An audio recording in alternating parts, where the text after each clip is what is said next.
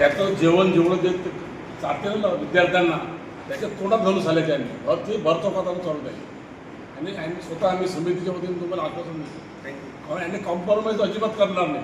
कोणी असू दे ते कोणी ठेकेदार पण एखादा मंत्र्याचा नातेवाईक असेल त्यांनी कॉम्प्रोमाइज नाही करणार. त्यांनी सजा मिळालीच पाहिजे. आणि तू का जनावर आहेत का विद्यार्थी म्हणजे काय जनावर आहेत का ते खाणारे तू त्याच्या घरी खाते का तो खाते का तो त्याने कॉम्प्रोमाइज करायला पाहिजे का मी असू दे की कोणी असू दे त्याची जबाबदारी आम्ही स्वीकारतो आम्ही स्वतः स्वीकारतो.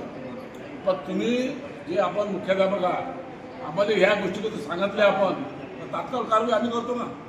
आम्ही करायसाठी सक्षम आहोत ना. पण आपण त्या सूचना आपल्याकडून मिळाल्या पाहिजे. मग ते कोणाला आपण ते कंप्लेंट कधी केली तर काही पण होऊ शकते ना. आपल्या ऐकूनच कंप्लेंट नाही आली तर आम्ही काहीच करू शकणार नाही. आम्ही एक ठीक आहे आज व्हिजिट मारली रोज व्हिजिट मारणार नाही कोणी आम्ही लोक. मुख्याध्यापकाचं काम आहे रोज त्याच्यावर लक्ष ठेवणे.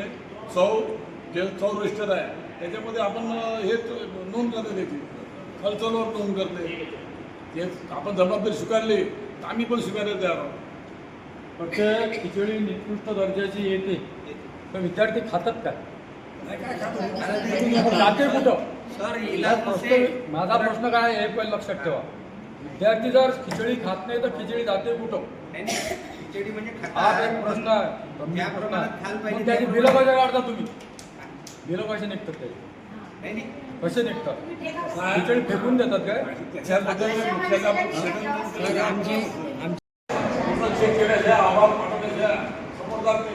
कंप्लेंट केली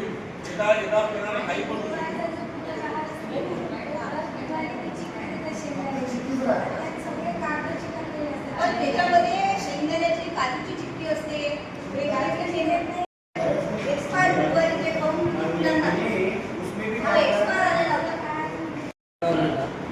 खिचडी 8वीपर्यंत आहे पण 10वी 12वीचे बाहेर गावलं तेही खाऊ खिचडीचा उरत नाही. खिचडी खातात आमची मजबुरी खाणं नाही काही विद्यार्थी